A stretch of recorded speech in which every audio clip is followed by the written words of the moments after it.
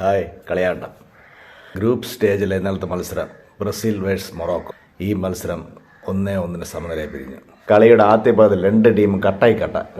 ഇഗാർത്തിയേക്ക് ഒരു കിടിലൻ ചാൻസ്. പക്ഷെ അത് ബോള് കളക്ട് ചെയ്യാൻ പറ്റിയില്ല കാലിൽ. അങ്ങനെ ആ ചാൻസ് മിസ്സായി.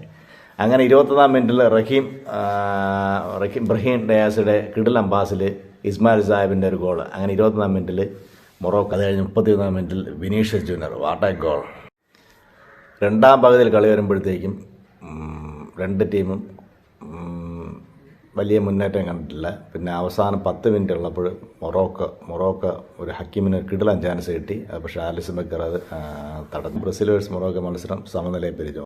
കളിക്കളത്തിൽ കാർലോസ് ആഞ്ചലോട്ടി ഈഗാർ തിയോഗയാണ് മുന്നേറ്റ നിരയെ കൊണ്ടുവന്നത്. പിന്നെ വിനീഷ്യസ് ജൂനിയർ, ലുക്കാസ് പെറ്റേഗോ, റാഫിഞ്ഞ് എന്നിവരെ മുന്നിൽ കൊണ്ടുവന്നു.